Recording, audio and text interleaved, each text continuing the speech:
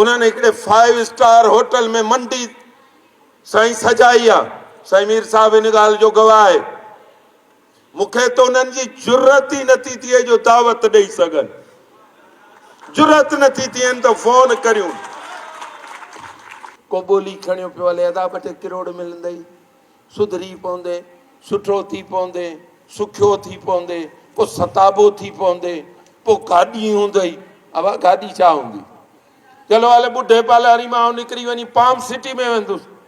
इहो इनकलाब ईंदो न। ॿियो कहिड़ो तव्हां मूंखे ॿुधायो आसमान किरी पवंदो? सिटी गाॾी खपाए हल डबल कैबिनिंग गाॾी ऐं लग्ज़िस में चढ़ी वेंदुसि।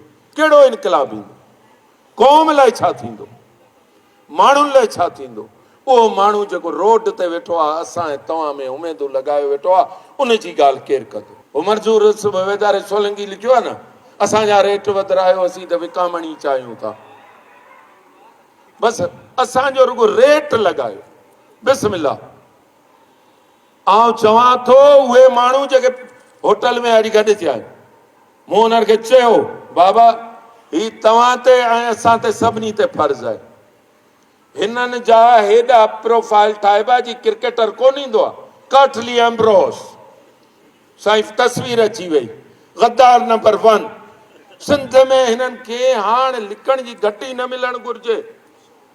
सिंधी माण्हू खे ख़बर हुजणु घुरिजे के बि लिगारी छा कयो, फलाणे छा कयो, हिन छा कयो, हुन छा कयो। 26 आइनी तरमीम अदालती निज़ाम आहे किथे?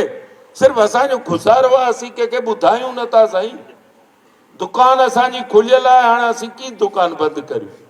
4 पैसा था कमायूं, का शइ कान्हे। जहिड़ा मुख़्तियार कार वेठा आहिनि, सचो न कुल वञी कटरायो। यकीन करियो का हिकिड़े ज़रा पर बि ॻाल्हि कान्हे। हा 2 माण्हुनि जो थोरो घणो कमु कनि था।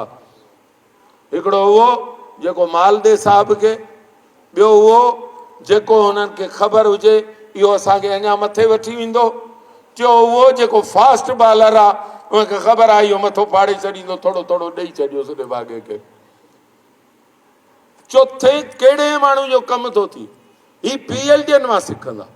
मूं चयो बाबा जेको माण्हू जाइल आहे, उपट आहे, हरामी आहे, हरामी तरीन माण्हू आहे, साईं मैं अची ॿधो चवंदा बाबा साईं GM साहिब अची वञे, साईं वॾो पलीजो साहिब अची वञे, हिनखे सम्झायो मैं के ही हेॾां वेंदी हेॾां वेंदी।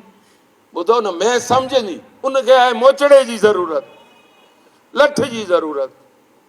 तंहिं करे समाज में हिननि जेको ज़ुल्म कयो आहे, इहे जेके तोता पुट पहिरीं कटे आया पाकिस्तान साईं 20 सालनि खां कब्ज़ो आहे।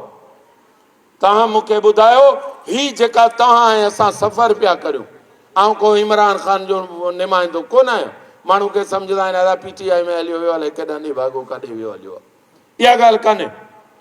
राति जो 3 बजे कोर्ट खोलराई अथनि सुप्रीम कोर्ट। 3 बजे कोर्ट खोलराए हिकिड़े चूंडियल वज़ीर आज़म खे, भला अदा नवाज़ शरीफ़ खे करियो, टको पैसो को मज़ाहिमत का ॻाल्हि का को करे, उनखे त चुप जो रोज़ो आहे।